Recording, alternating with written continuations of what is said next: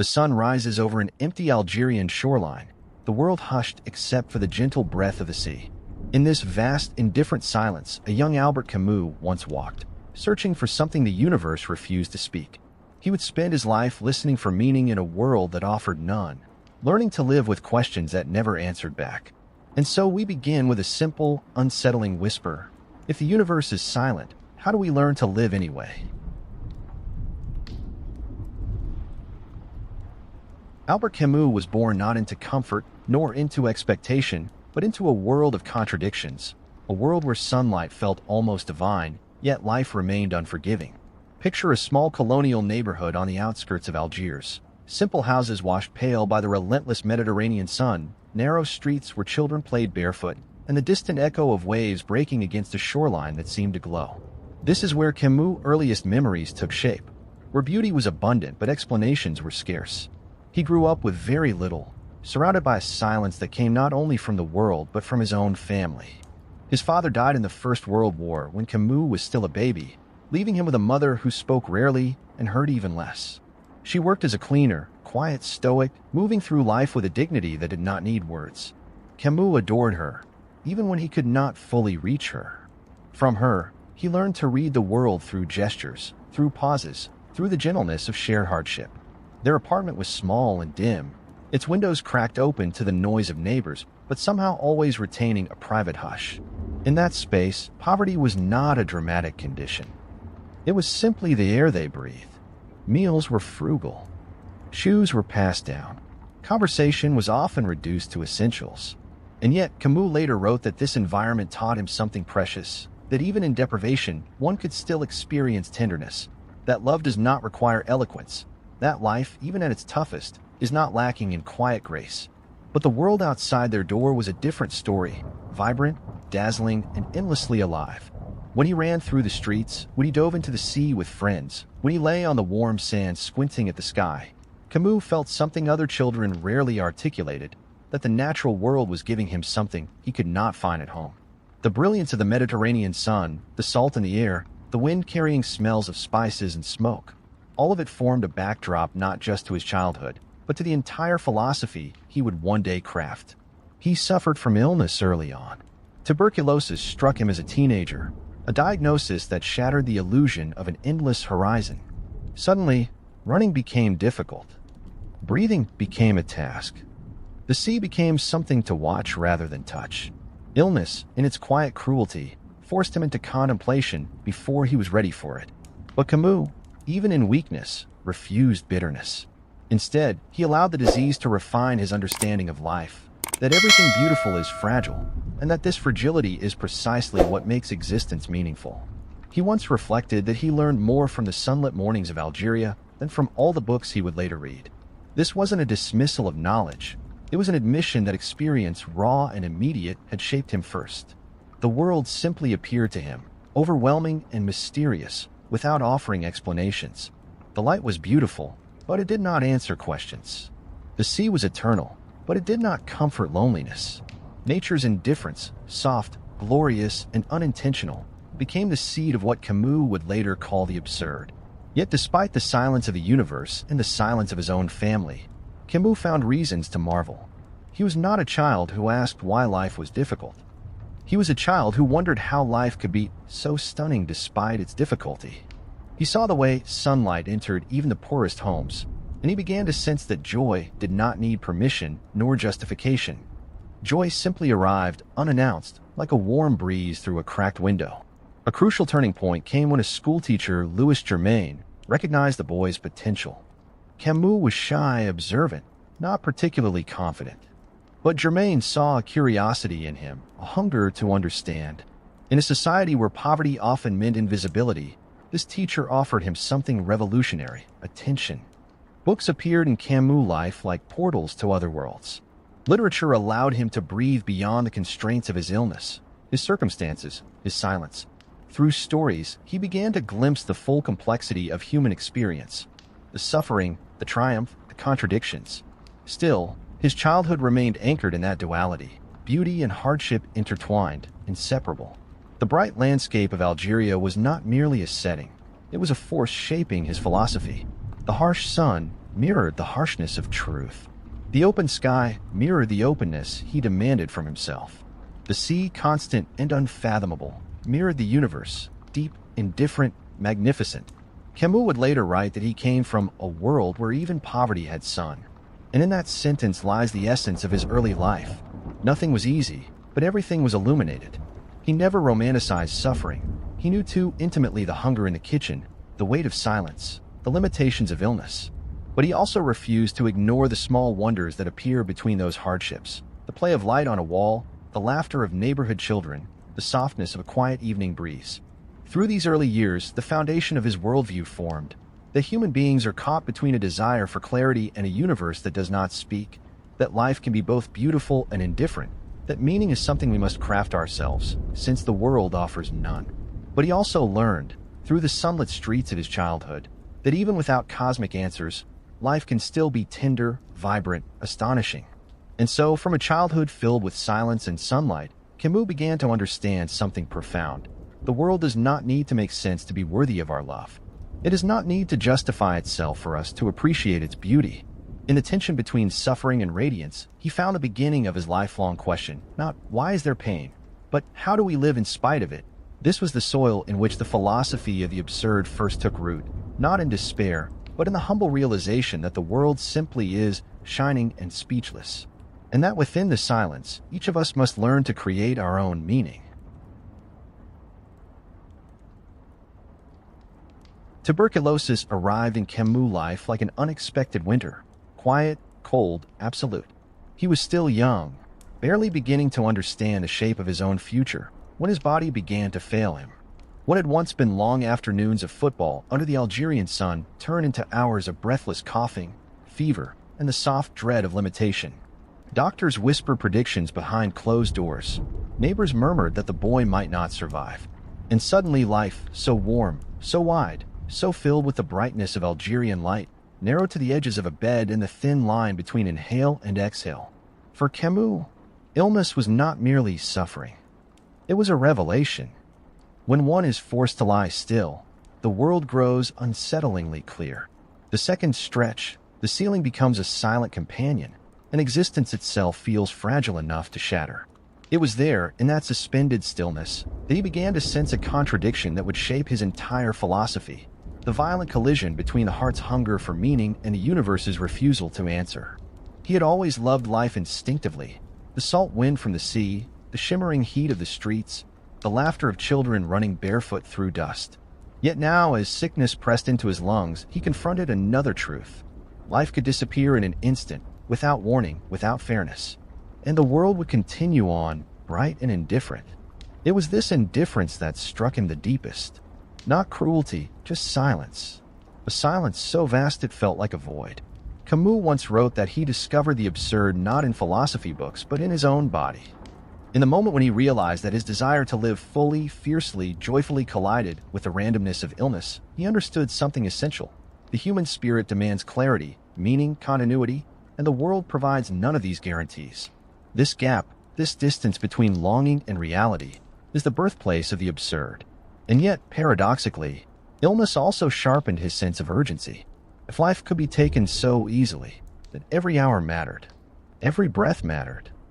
Every patch of sunlight on a wall, every conversation, every fleeting experience held weight.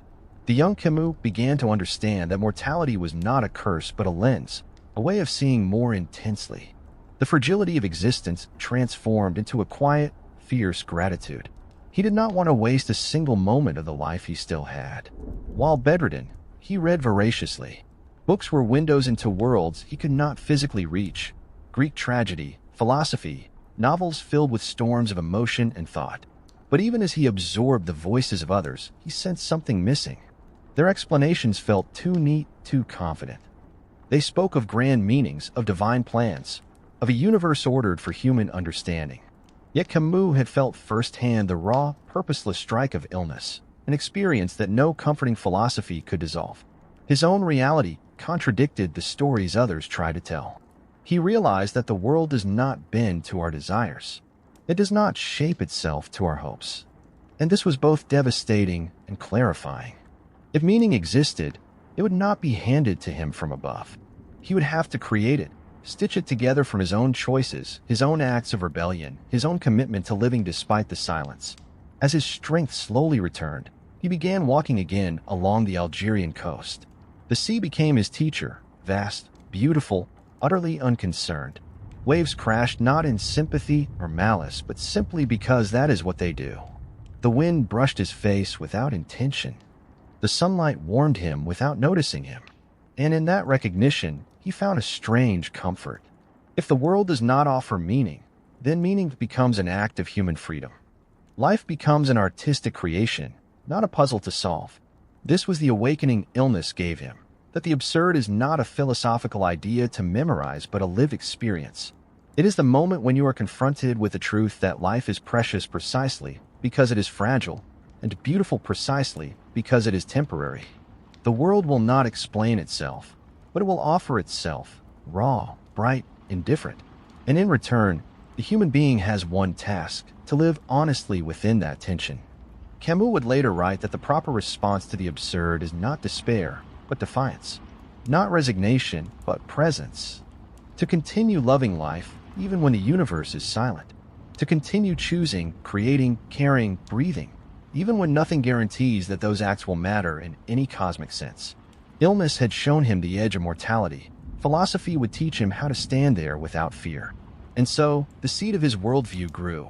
The understanding that meaning must be crafted, moment by moment, in the face of what he called the unreasonable silence of the world.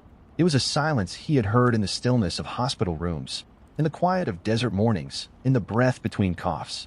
It was ever present, but no longer terrifying. It was simply the truth. By the time he recovered enough to rejoin the world, Camus carried within him a conviction that would shape every word he later wrote, that to live fully is not to escape the absurd, but to recognize it and live anyway.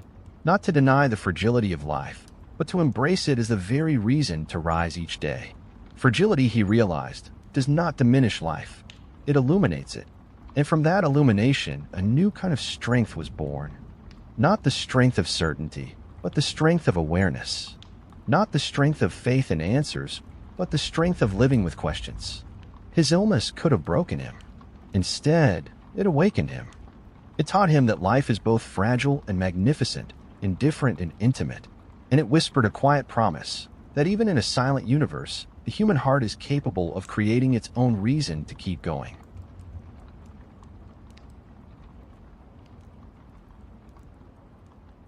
There is a moment in every life when the world suddenly feels unfamiliar, when the morning light no longer answers our questions, when the routine of things seems to turn without any purpose, when the future becomes a blank page instead of a promise. For Albert Camus, this moment was not a sudden collapse, but a slow illumination.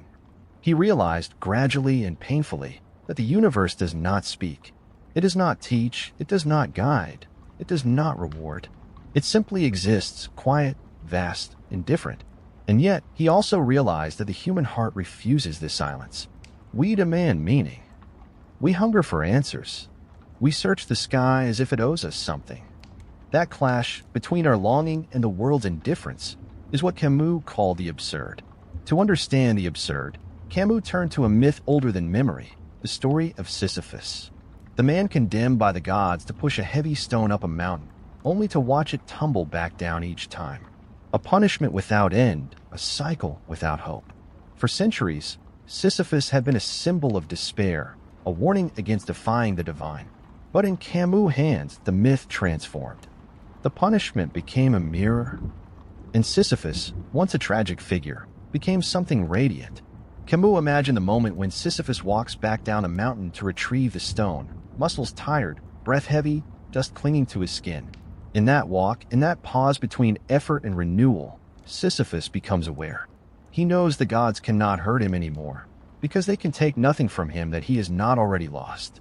They cannot rob him of hope, for he has abandoned it.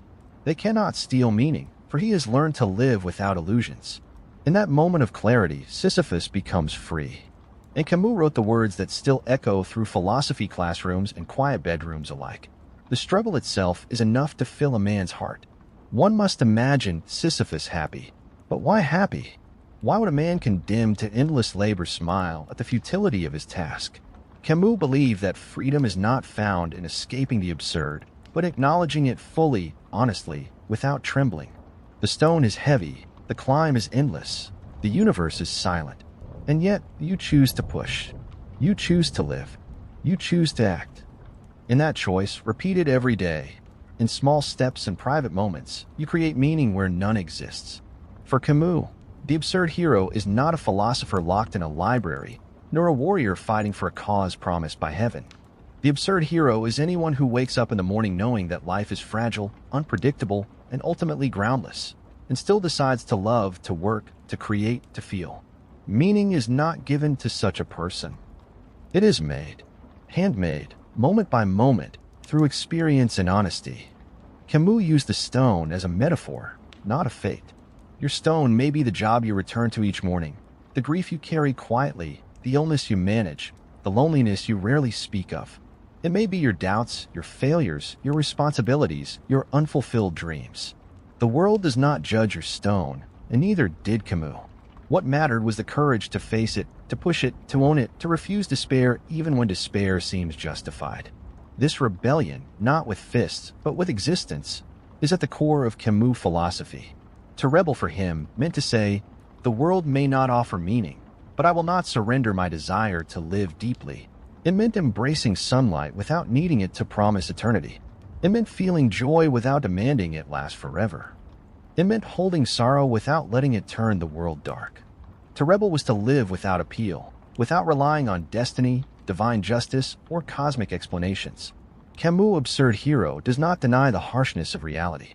He does not pretend everything is beautiful. He sees clearly, perhaps too clearly. He sees that life is fleeting, that love is fragile, that success often fades, that tomorrow is not guaranteed. And yet, he does not retreat. He steps forward.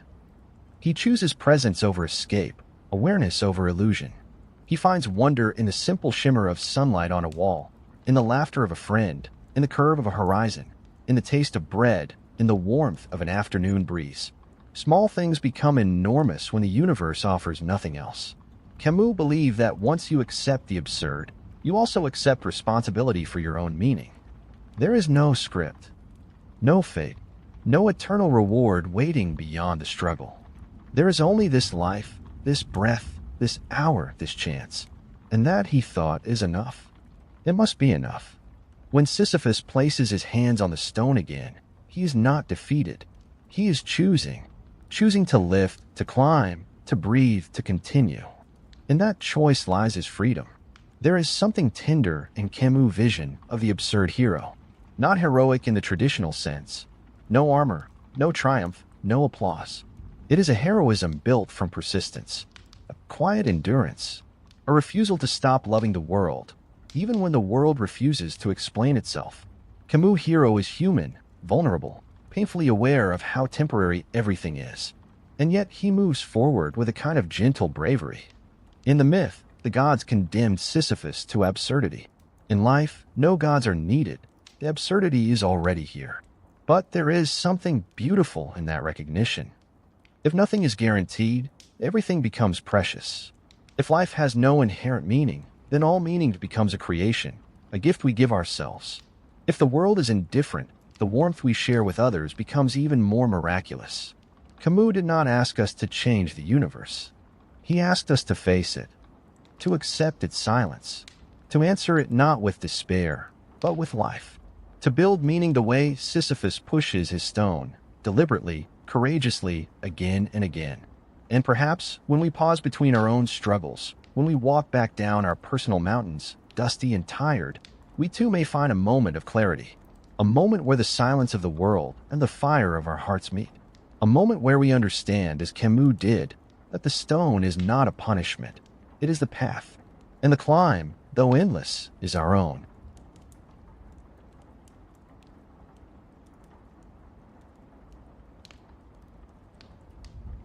When the war reached France, Albert Camus was no longer the boy on the Algerian shoreline, watching sunlight dance on the sea. He was a young writer now, living in a world where silence had become dangerous. The absurd, that tension between human longing and an indifferent universe, had taken on a new shape. It no longer hovered only in abstract philosophy. It wore uniforms, marched in boots, and printed its beliefs in banners. Nazi-occupied France was not just a political reality. It was a test, the kind that reveals whether a philosophy is something lived or merely spoken. Camus joined the French resistance quietly, naturally, almost instinctively. His body was still weakened by tuberculosis, his breath limited, but his conviction was vast. He did not see rebellion as heroism. He saw it as responsibility, the refusal to let cruelty pass as normal, the refusal to let lies wear the mask of order. And so he became a journalist for Combat, an underground newspaper printed in hidden rooms, carried through darkened streets, read by those who still believed that words could ignite courage and frighten hearts. In those pages, his voice sharpened. It was not the dreamy tone of a young philosopher contemplating the meaning of existence. It was the voice of a man who understood that the absurd was not an idea. It was a battlefield. Camus wrote about dignity, truth, and the fragile line that separates freedom from submission. He insisted that responsibility belonged to everyone, not just to politicians or generals. He warned that the greatest danger was not brutality itself, but the quiet habits of obedience that allowed brutality to flourish. For Camus, the war did something paradoxical. It clarified the moral landscape. In a world filled with propaganda, terror, and fear, he found an unmistakable truth: that rebellion against injustice is not idealism, it is clarity. When faced with a power that demands silence, the simplest no becomes an act of immense meaning. Rebellion, he would later write, begins with a single refusal, and that refusal is where human dignity begins. He did not romanticize resistance. He knew it was often small, often invisible. A teacher hiding forbidden books, a worker forging papers for a stranger, a mother feeding a man she did not know just because he was in danger. These were not grand gestures. They were quiet ones, like his own insistence on writing, on reminding his readers that even in darkness, a person could choose the side of humanity. And that choice mattered. The absurd, as Camus described it, was the conflict between our desire for meaning and the world's indifference. But war taught him something else. Indifference was not only cosmic, it was political. Entire nations could become indifferent. Governments could become indifferent. Ordinary people, worn down by survival, could become indifferent. And that, to him, was a greater threat than any philosophical emptiness. Because when indifference spreads, cruelty becomes efficient and injustice becomes quiet. Yet Camus did not respond to this with nihilism. He responded with rebellion, not the rebellion of violence, but the rebellion of conscience. He believed that the human spirit could stand up even when the world refused to bend. Resistance, to him, was another form of clarity, a way of saying, even if the universe gives us no answers, we will create our own through the choices we make. His writing during the war carried this moral urgency. He wrote essays urging the French people to hold on to their dignity, to remember who they were before fear reshaped them. He said that truth mattered, even when it was punished. He said that compassion mattered, even when cruelty was rewarded. And he said that freedom mattered, not because it was guaranteed, but because it was fragile, a fragile thing always on the edge of disappearing. Those who worked with him in the resistance remembered him not as a fiery revolutionary, but as a calm one. He was quiet, almost shy, always observing, always thinking. But when he wrote, that quietness became a kind of strength. His words spread through Paris like sparks, small but capable of becoming flames. War also deepened his understanding of the absurd. It showed him that meaning does not come from ideology, or from promises, or from fate.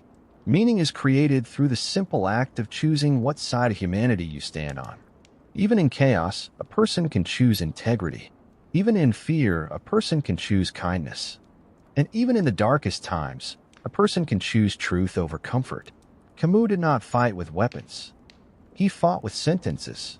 But he understood that writing was not passive. In a world determined to silence dissent, the act of speaking became an act of rebellion. And the act of writing the truth became a form of resistance stronger than the fist. After liberation, Combat emerged into the light. No longer an underground voice, but a national one. Camus continued writing, urging France to rebuild with justice, not vengeance, with responsibility, not triumph. He warned against replacing one form of oppression with another. True victory, he believed, was not in defeating an enemy, but in remaining human afterward.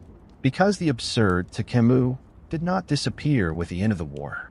It remained always present, a reminder that meaning must be carved from choices, not imposed by fate or authority. And in this way, his wartime experience shaped his philosophy permanently. It taught him that rebellion is not destruction. It is affirmation, the affirmation of human dignity in a world that often forgets it. That is why he would later write The Rebel, a book that is less about revolution and more about boundaries, the moral lines a person refuses to cross. He believed that rebellion should never become tyranny, that the moment rebellion forgets compassion, it becomes what it once opposed. For him, the true rebel is not the one who seeks power, but the one who protects humanity from power's excesses. In the end, Camus' resistance during the war created the moral foundation for his entire philosophy. It showed that the absurd does not lead to despair, as some believed. It leads to responsibility. If the world has no inherent meaning, then every human choice becomes even more precious.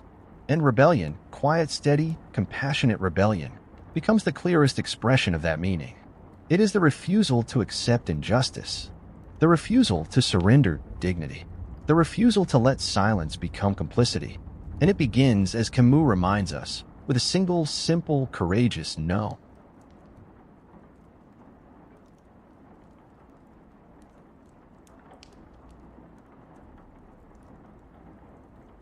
Albert Camus and Jean-Paul Sartre met in Paris in the aftermath of war, two minds drawn together by the shock of violence and the desire to understand it.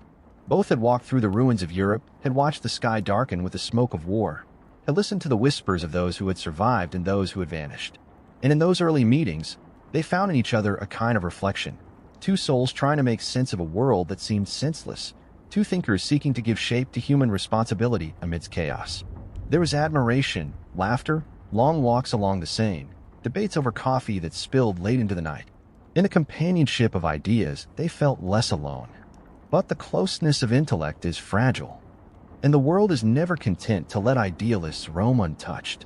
As they began to articulate their philosophies more clearly, differences emerged, subtle at first, then undeniable.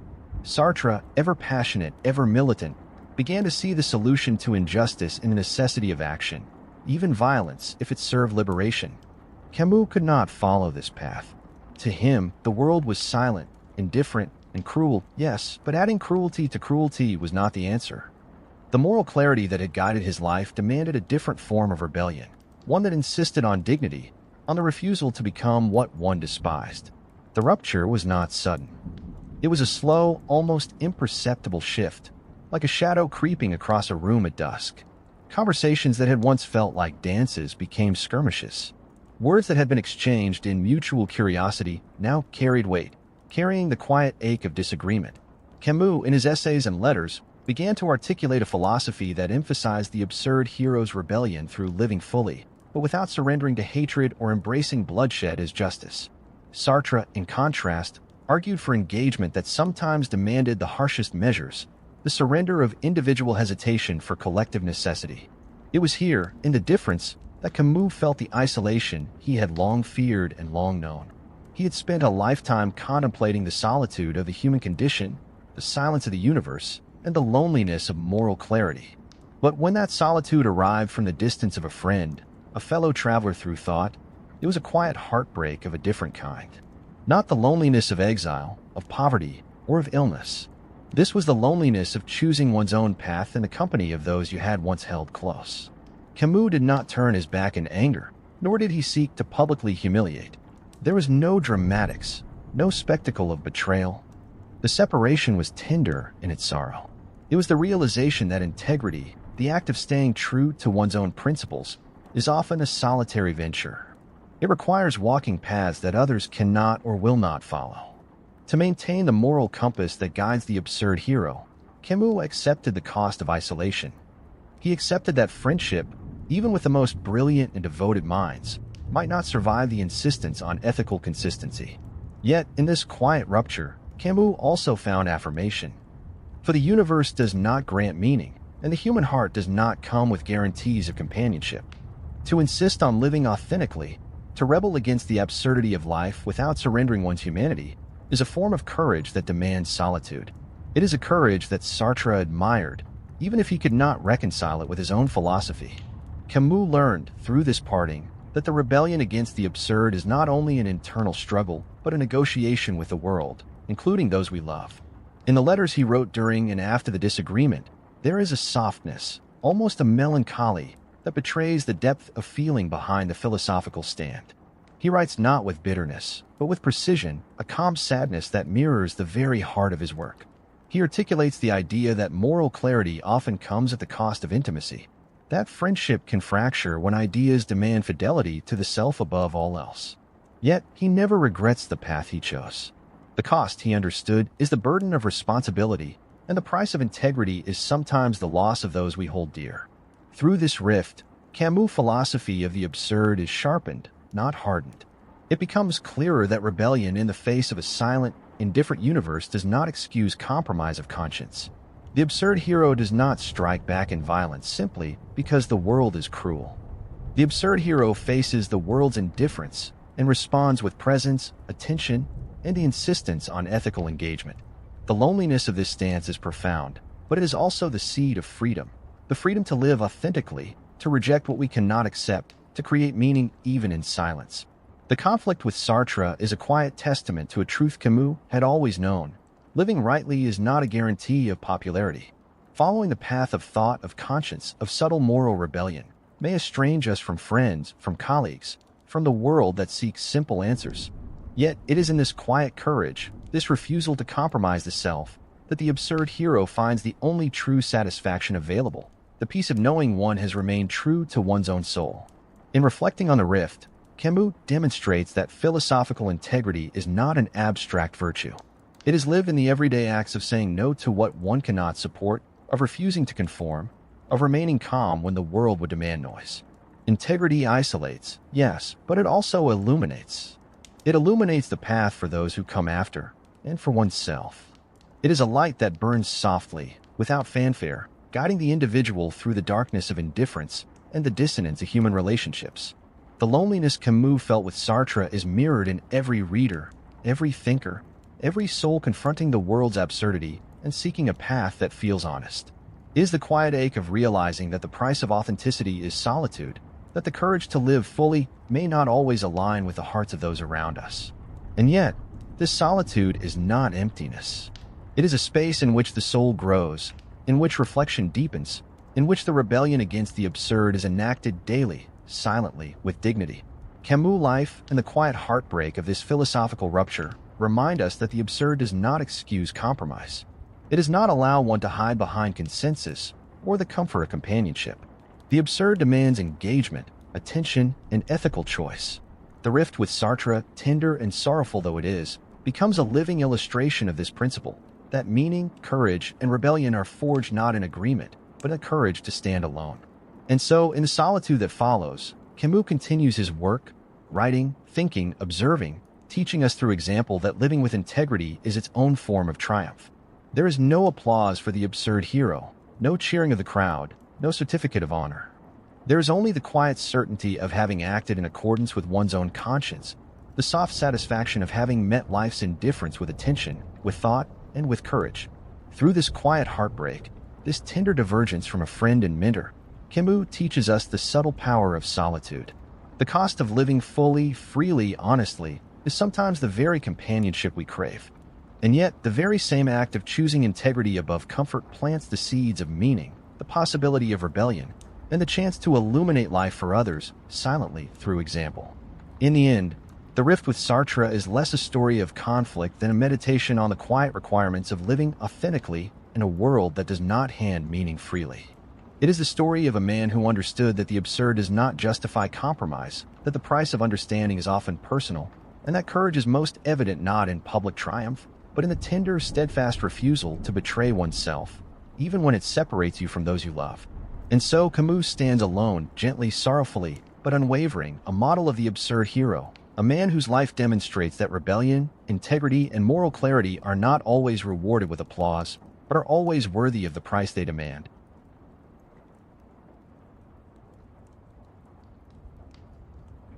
Albert Camus wrote The Plague not merely as a story of disease, but as a meditation on life itself, a reflection on the quiet absurdity of existence and the ways humans respond to suffering when the universe offers no answers.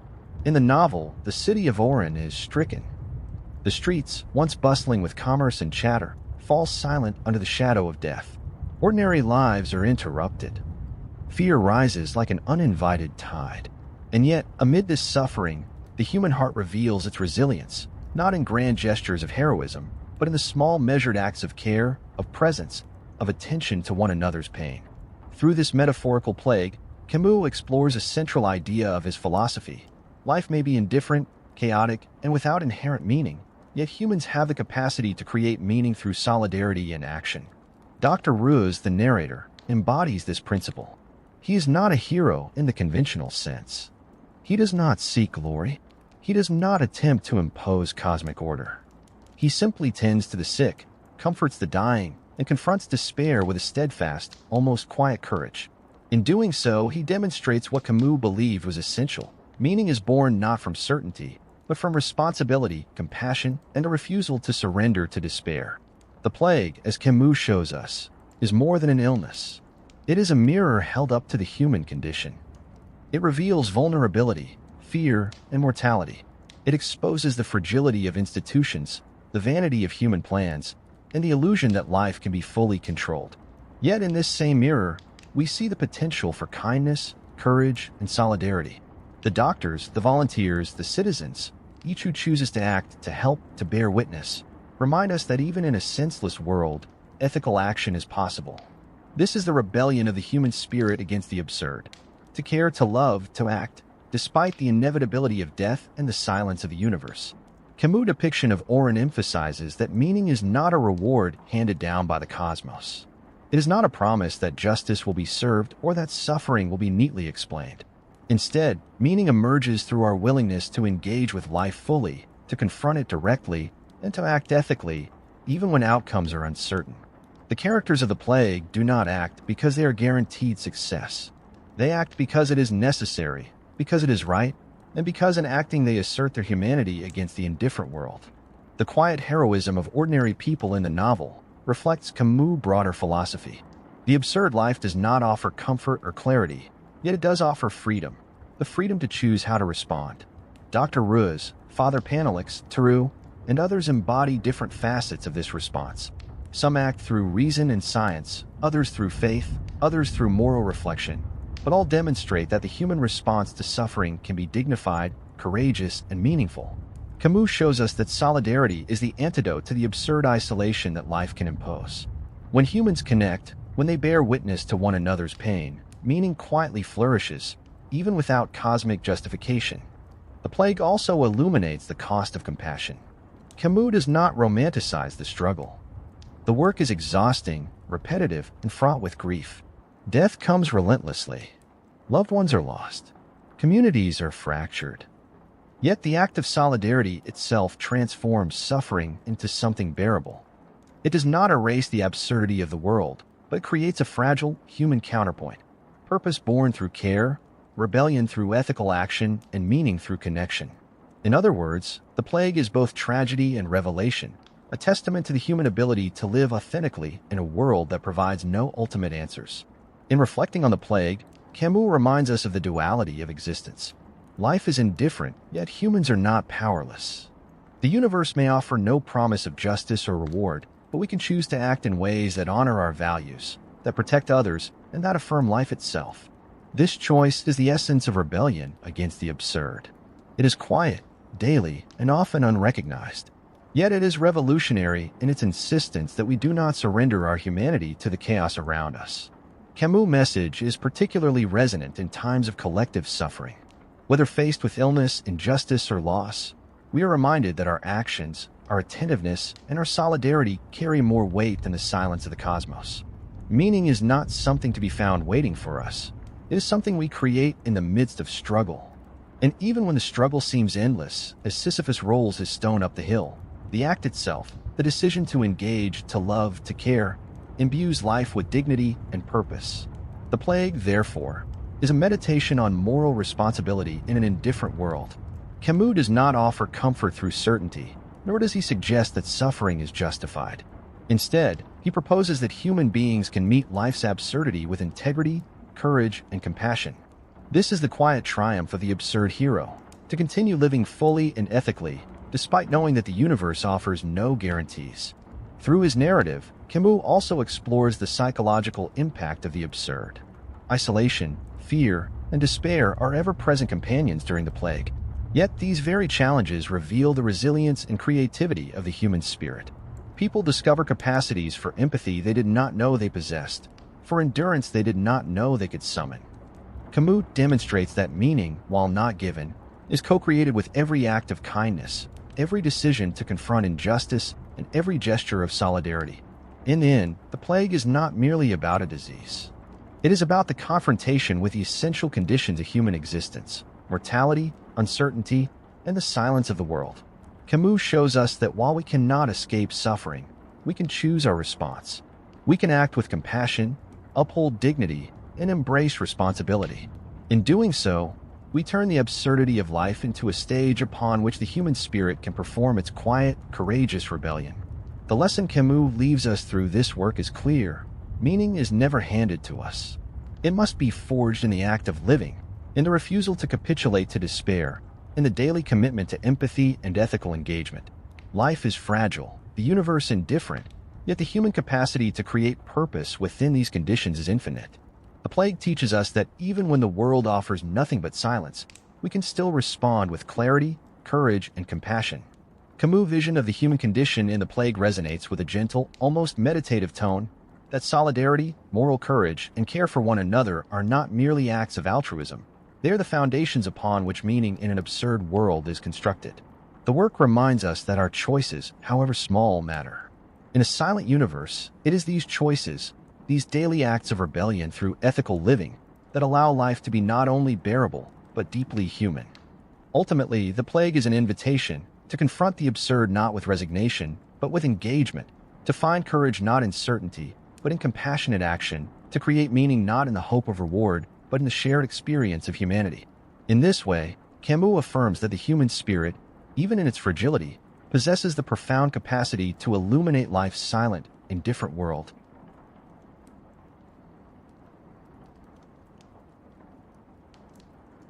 In 1957, Albert Camus was awarded the Nobel Prize in Literature, one of the youngest recipients in history.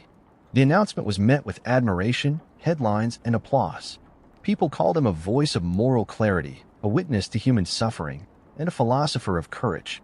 His works, The Stranger, The Plague, The Myth of Sisyphus, had traveled far beyond the streets of Algiers and the cafes of Paris. He was now a figure whose name carried weight, whose words were quoted in lectures and newspapers, whose ideas were praised on stages he had never imagined stepping onto. Yet amid the glimmering lights of recognition, Camus carried a quiet, private reality that few would have suspected. The award did not answer the questions that had guided his life. It did not silence the inner dialogue that had begun on sunlit shores in Algeria, where the world had seemed vast, indifferent, and strikingly beautiful. The Nobel Prize was a mirror reflecting admiration, but could not reach the inner tensions that defined his existence. Public recognition, however flattering, never alleviates the weight of existential questioning.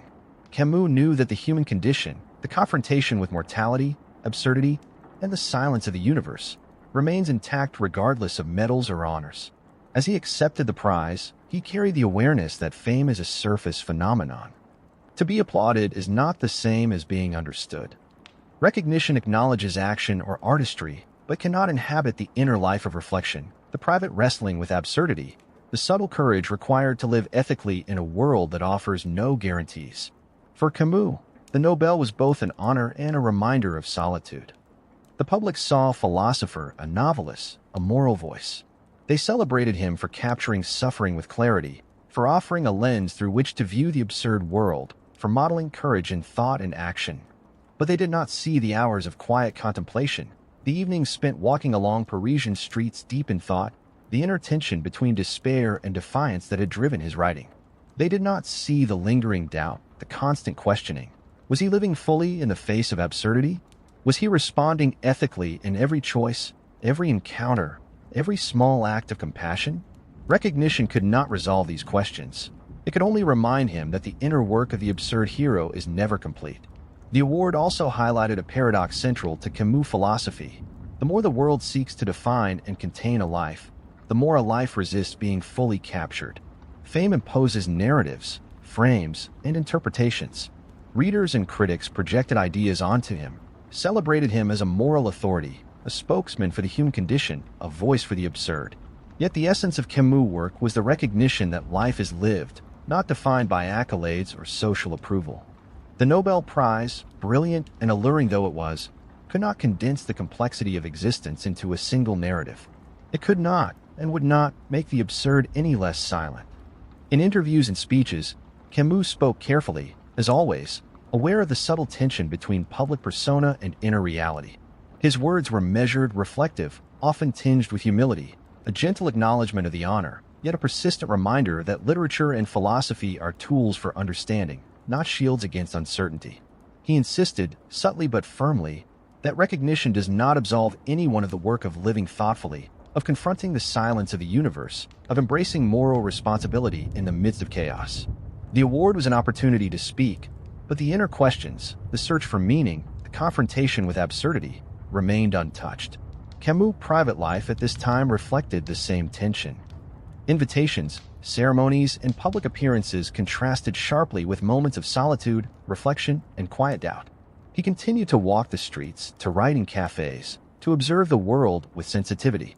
Fame could not change the inevitability of death, the uncertainty of the universe, or the need for ethical courage. Recognition was external. Understanding was internal. The world could applaud him, but could not inhabit the space where he grappled with meaning, presence, and moral action. This period of recognition also revealed the limits of the human desire for comprehension. Audiences sought to categorize Camus, to extract principles and lessons, to place him in boxes: the philosopher of the absurd, the moral guide, the literary genius. Yet Camus himself resisted simplification. Life is not a problem to be solved, a narrative to be neatly summarized, or a set of rules to be followed. It is experienced in its immediacy, in its fragility, in its quiet triumphs and persistent struggles. Fame, with its spotlight and commentary, can illuminate, but it cannot enter the silent space where life's deepest work occurs. The Nobel Prize became, in this sense, a gentle paradox, a public celebration that reaffirmed the value of his writing, yet underscored the private solitude inherent in living an examined, authentic life. Camus accepted the honor with gratitude, but with the recognition that it did not alter the fundamental challenge of existence: to live fully, ethically, and courageously in a world that offers no guarantees. He understood that the applause of the crowd cannot substitute for the quiet commitment to engage, to care, and to act in accordance with one's own conscience. In reflecting on this moment, one sees the consistency of Camus' philosophy across his life. From the sunlit streets of Algeria, through the plague-ridden cities of his imagination, through personal illness, wartime reporting, and philosophical rifts, the principle remains: meaning is not granted, and recognition does not confer understanding. To live authentically, to embrace the absurd, to act with moral clarity, is to engage in work that is invisible to the world, yet profoundly real. Fame acknowledges, but it does not fulfill. It illuminates, but it does not resolve. Camus' Nobel Prize stands as a reminder that the measure of a life is not in public acclaim, but in quiet, ethical action and the courage to face life's indifference with attention, reflection, and compassion. It underscores that the inner questions, the ones that shape our existence, cannot be answered by external validation. To live fully, one must continue to confront absurdity, wrestle with doubt, and act in accordance with conscience, regardless of who is watching or applauding. Ultimately, Camus' experience with fame and recognition reflects the enduring tension between the outer world and inner life. The applause of the public, the medals, the accolades, are ephemeral. They shine for a moment and fade, as the world continues its indifferent course. What remains is the inner commitment to live with courage, to embrace the absurd, and to find meaning through conscious, compassionate action. The Nobel Prize may honor a life's work, but it does not complete it. It is the quiet, consistent engagement with life's questions, its suffering, its silence, its fleeting joys, that constitutes the true work of the absurd hero. As the camera might linger on Camus, quietly walking the streets of Paris after the ceremony, one can imagine him thinking, not of accolades, but the next page to write, the next moral choice to make, the next act of quiet rebellion against the indifference of the universe. In that calm persistence lies the essence of his life's philosophy. Recognition is transient, but integrity, compassion, and the courage to act are eternal.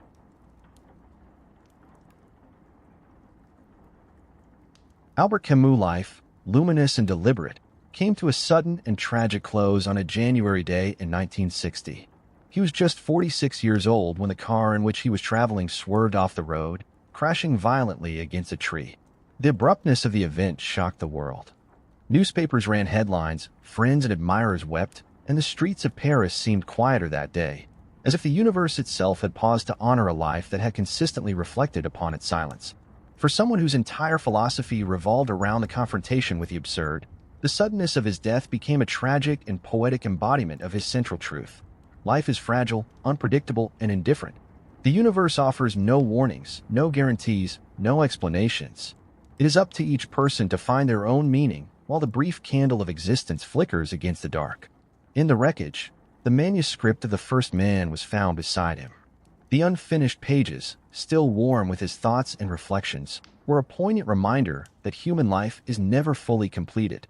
Camus had spent decades exploring what it means to live ethically and courageously in an absurd world, and yet his own journey ended mid-sentence, mid-reflection. There was no final statement, no definitive conclusion, only the continuation of questions, ideas, and insights left for others to ponder and carry forward. In this, his life mirrored the philosophy he had so carefully articulated. Existence is never tidy, life is never fully resolved, and meaning is always provisional, made in action, thought, and connection rather than in certainty. Camus' death was not heroic in the cinematic sense. It was abrupt, ordinary in circumstance, yet profound in its resonance. It mirrored the randomness and unpredictability he had written about in The Plague and the myth of Sisyphus. The universe remained indifferent. The car did not pause for his insights. The road did not defer to his courage, and yet his life, in its brevity, had illuminated countless hearts and minds. In the silent void left by his passing, readers, thinkers, and ordinary people found guidance, consolation, and a subtle kind of illumination. He had lived fully, consciously, and ethically, and that life, though suddenly ended, remained a quiet act of rebellion against indifference. The unfinished manuscript of the first man became emblematic of the unfinished nature of all human lives.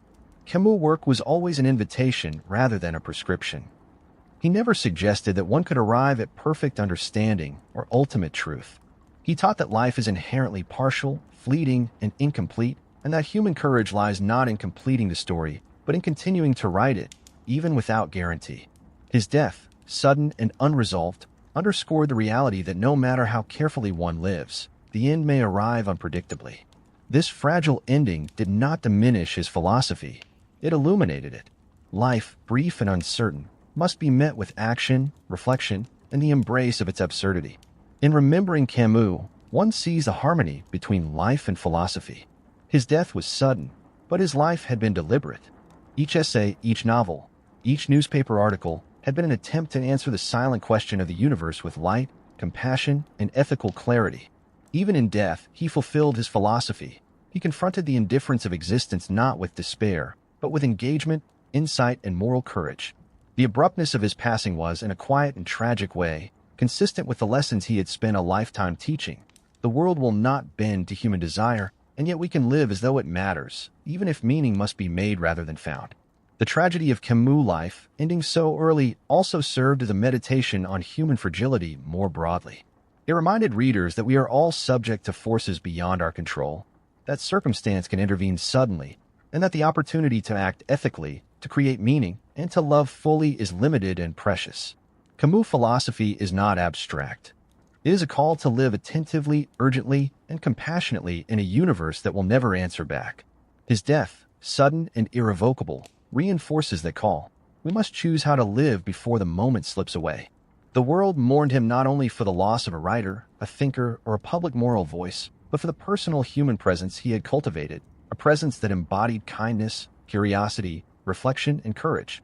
Colleagues remembered his quiet insistence on observing the world honestly. Friends recalled his warmth, modesty, and humor.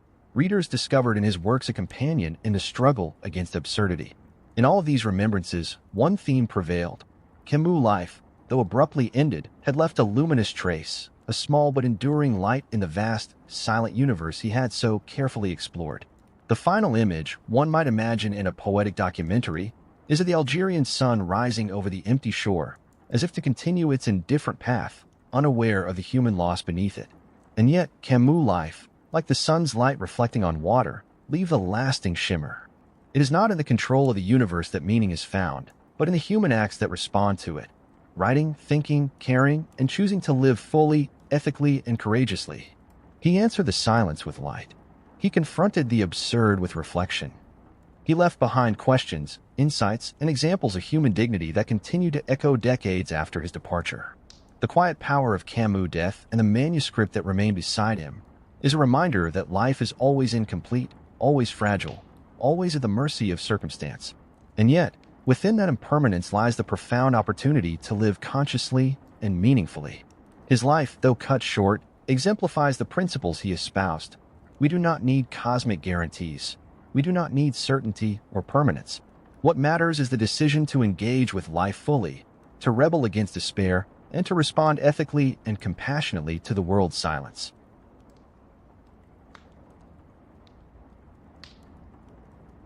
The world may not speak. The universe may remain silent, indifferent to our struggles, our joys, our questions. And yet, each choice we make, each act of courage, compassion, or attention is a reply. Even in a life without guarantees, even when meaning is absent, we carve significance with our own hands, shaping the world with the light of our decisions. To live fully, to act ethically, to love deeply. This is the rebellion, the creation, the answer. In an indifferent universe, choose to shine.